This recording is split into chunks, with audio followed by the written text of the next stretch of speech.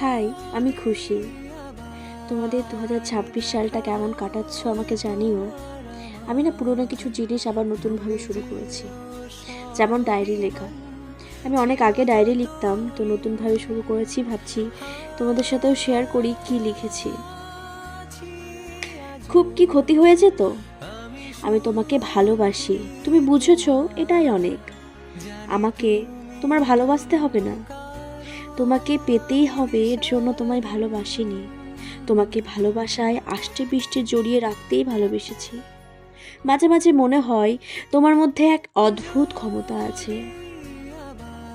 কাছে আসতে দিলে না, আমায় ছুতে দিলে না, কখনো কিছু না বলে, এক ফোঁটা ভালো না বেসেই এমন এক মায়ায় বন্ধনে রেখেছ, তোমাকে কখনো ভুলতেই পারিনি। খুব জানতে ইচ্ছে করে, একটু ভালোবাসলে খুব কি ক্ষতি হয়ে যেত? তোমাকে ভালোবেসে আজ আমি একা। তোমাকে শেষবার বলতে চাই, নিঃস্বার্থভাবে ভালোবেসেছিলাম তোমাকে। ভালো থেকো তুমি।